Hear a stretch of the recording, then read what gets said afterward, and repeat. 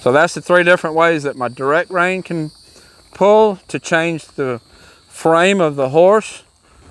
All 3 ways gives me a bend to the right, but they all make his body do something a little bit different. So now I'm going to talk about legs next. There's basically 3 cues on each side of the horse. Hello, welcome to Tim Anderson Horse Training. Today I'm going to talk about different ways that you can pull your reins to make the horse move a little bit different, and also different ways that you can use your legs to make the horse move a little bit different way. Depending on what you're asking your horse to do and what kind of bend or frame you want your horse to be in, you can adjust that frame by how you pull and how you use your legs. So I'm going to start by walking a couple of circles, and we'll talk about the rein first. I have this shank bit on blue. I have a shank bit on blue, but it doesn't matter. Everything works the same way. Whether you have a leverage bit or a snaffle bit, it doesn't matter. It all still works the same way. I just got on him. He's a little bit fresh, but I think we can get it done.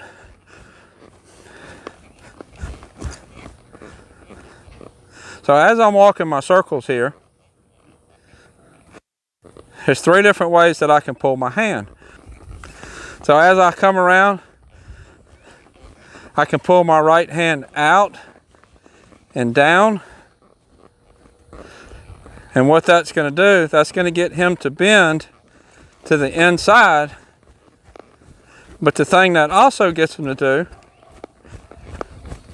is the shoulder is kind of falling to the inside. I think you could probably see that in the video. I'll come around and do it again. Watch the bend, but also watch the shoulder. See if the shoulder leans to the inside at the same time I ask him to bend.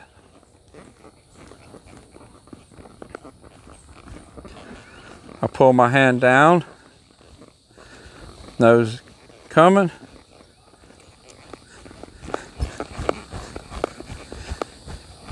There. See his nose went out. When his nose went out, he had more weight on this right front foot.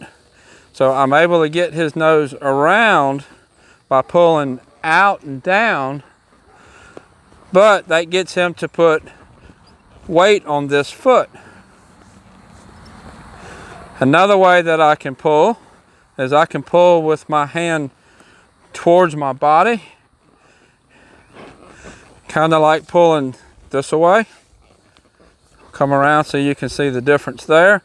When that happens, he will bring his body to the right, but he's also going to keep his shoulder up. Okay, so I'm going to go around and I'm going to pull my right hand towards my body. And you can see how he'll step around different than he did the first time. The right hand to my body. See how I'm getting more frame, more collection. His shoulder is staying up better. See the direction my hand is pulling. My legs are pushing him to go forward. And I'm getting him going forward with a better bend. He's going to the right, but he has his shoulder up. So that's the 2 ways to pull. When I'm pulling out and down, or I'm pulling back to my body. Both of those are using the inside rein. They're both using the direct rein, but it's pulling 2 different directions. Now I'm going to pull with my inside rein, my right rein again. But this time I'm going to pull more up. And what's going to happen then when I pull up, it's actually going to bring his shoulder out. Come around so you can see. So I'm picking. Do it again.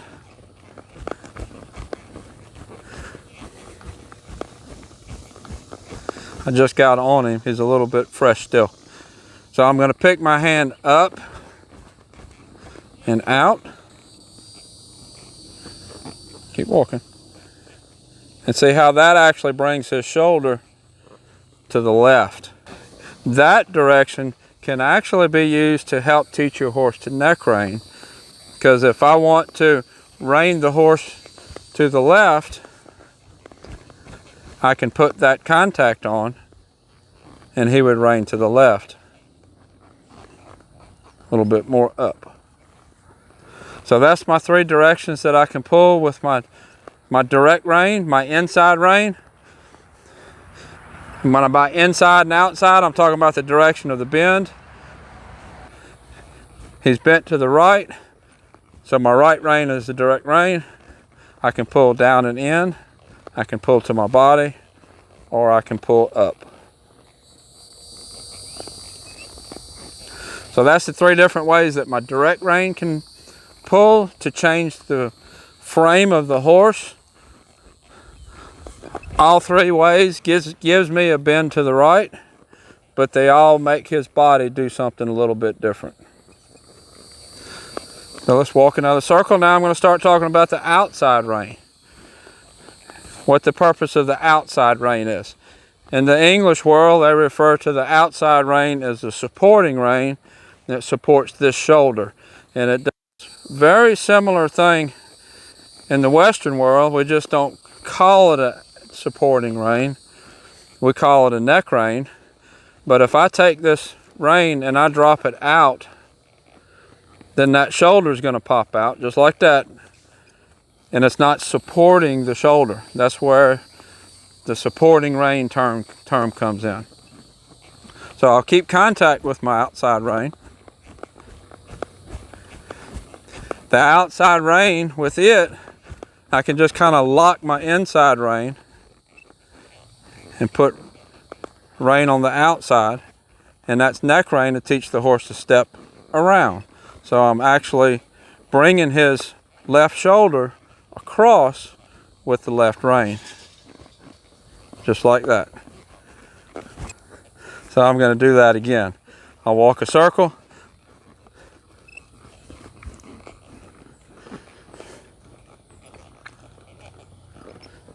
I just kind of squeezed him with the spurs and asked him to round his back up a little bit. I'm going to talk about that in just a minute. So I got my inside rein, I got my bend. Hand is out, see the shoulder is out. I think you can see it. I know I can see it here. He's actually kind of leaking out a little bit. So now I'm going to take and put contact with my left rein, pick the shoulder up, and that brings the shoulder around. The outside rein actually has 2 more purposes. It supports this shoulder, but it also is connected to the inside hip. It'll rock the horse back on the inside hip, and that's my speed control. So if I take my outside rein and I just kind of pull it back, watch how his weight changes to that inside hip. His body's still straight, I don't have any bend, but his weight has changed to the inside back leg. I'm trying to do it without any leg contact so you can see how it works. So I used the outside rein to get him to set back on his inside foot. Now the other thing that outside rein does, outside rein is my speed control. So if let's go ahead and let him trot. If I'm at a trot, I'm holding my hand so that I'm holding his bend, so that the bend of his spine matches the arc of the circle that we're walking. So if I don't do anything else but make contact with that left rein, that was my slow down. That's what I used to slow down with that outside rein. Let's do that again so you can see. Let's go back to a trot. Now all I'm going to use is my left rein to slow down. I'm not going to do anything else. Left rein. So your left rein is your speed control. Your outside rein is your speed control. Works the same way if I'm in a lope. If I'm loping around, let's say I'm loping big left circles, my right rein is my speed control. If I'm loping left circles and I pull his head to the left, all I'm going to do is increase his bend. It's the right rein that slows him down and is his speed control. That's where a lot of people get in trouble. They start trying to slow the horse down with the inside rein. The inside rein controls bend. Inside rein has nothing to do with speed control. Inside rein is bend, outside hand is speed control. So that's the 3 directions that I can pull my reins to affect the body. Out brings the shoulder out to my body, brings the shoulder up. Up brings the shoulder across for the inside rein. Now the outside rein, if this is my outside rein, I make contact that supports the shoulder.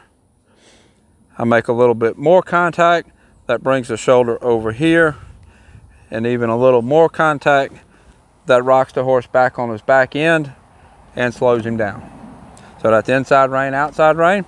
Let me know in the comments below, how do you use your reins? Do you use your reins similar, or do you do some different things with your reins? That's how I do. That's how all my horses work with their reins. So now I'm going to talk about legs next.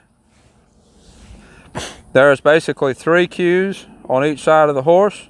Right here behind the girth, we'll move the front. In the middle, we'll round him and pick up his back. In the back, we'll push his hip. Front in. Now let's get moving and let me show you about the middle. That's the one that a lot of people misunderstand. Spurs are just an extension of your heel. Nothing more, nothing less. Nothing, they're just a tool, no different than a rein, a bit, or anything else. You can be really hard with your spurs just like you can be really hard with your bit and your hands. To me, spurs are an essential tool that everybody should learn how to use correctly. You saw just then how soft a contact I was able to use to ask the horse to move. All my contacts are going to be soft. If all you're using is your bare heel and the horse doesn't do what you're asking him to do, your only option is to squeeze harder with bare heel, and it's not going to take long, and your horse is going to figure out that he really don't have to do what you're asking him to do. There's not enough contact there, and he can just blow you off if he wants. Some horses that'll never happen. Many horses that will happen. So as I'm walking around, let me get a hold of his face. As I said, spurs do not mean go faster. Spurs just mean move a body part. So as I'm walking around, I've got a hold of his face. Inside rein is control and bend. Outside rein is supporting that outside shoulder. Now I'll take my spurs and just gently squeeze with both spurs. His back comes up and his ears go down. When I first squeezed there, you notice his head went up. He wanted to complain a little bit. So I just kind of took my spurs and just massaged him around just a little bit. I didn't get any harder, just massaged him a little bit. Just like that, you can probably see that. So I'm asking him to lift his back. Right there. Asking him to lift his back and engage his back end. To me, everything that I do is going to build off of this. Leg yield is going to build off of it. This is your collection. That's how you get your collection, is by lifting the horse's back and driving his back end forward. So that's the middle cue. Now if I take my leg and slide it back, pushing his hip over. I can even push his hip to the right to the point where we change directions. Now if you notice, I'm giving him a little bit of a tap with my right spur right there behind the girth, just to kind of keep his front end straight. Release and go back into my circle. That is the cue that you need for your lope departures, your lead changes. In the English world, I believe this is called a travers. If I'm wrong, somebody put it in the comments. Haunches in. And we'll go release and go back into my circle. Let's work the other direction a little bit. So that is how my spur controls his back end Pushes his back end over. I can make his back end track to the inside of the circle that we're walking. Can make his back end track to the outside of the circle that we're walking. Now let's talk a little bit about spur up front right behind the girth. Now, if you show in any Judge Western event, you never want to spur, kick, anything in front of the girth. That's a big penalty. It's a big no-no in the Western world. So the cue to move the front end is right behind the girth. So if I want to ask his front end to move over, I'll get my spur forward and I'm going to push right in front of the girth. And that's what moves his front end over. Whoa. I can do the same thing with the other spur. Right in front of the girth, right behind the girth rather. And move the front end over. Whoa. Now when I'm asking the horse to stop, I'm releasing the pressure when I say whoa. So right behind the girth moves the front. Right where your leg hangs, picks up and collects. Back behind the middle cue, back here by my back girth, is what moves the hip over. Let's talk a little bit about legs off. I'm talking about this contact. When I'm riding, I just have contact down the horse's body so that the horse can feel my leg all the way down his body. Not really squeezing, but my legs are there. Heels are down and legs are there. Now, I use the release of contact, the push with the stirrups, as a stop cue and a backup cue. The reason I do that for the events that I do for reining cow horse, we do a big stop in reining, or if we stop and we're rolling back on the cow,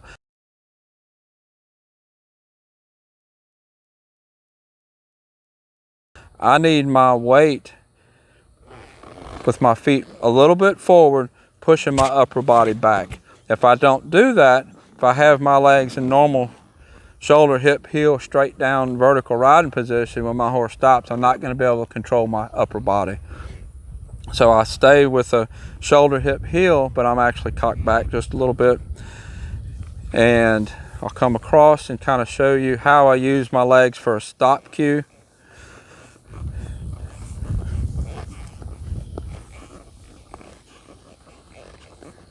So if I'm riding, I have contact. Whoa. And that off is what tells the horse to stop along with the whoa. So that's how I use my reins. That's how I use my legs, and how I use my legs to stop. If you, I did another video on the 3 ways to ask your horse to stop. If you'd like to watch that video, I'll put a card up here at the top. And I have another training video up here on the other side. Until next time, thank you for watching.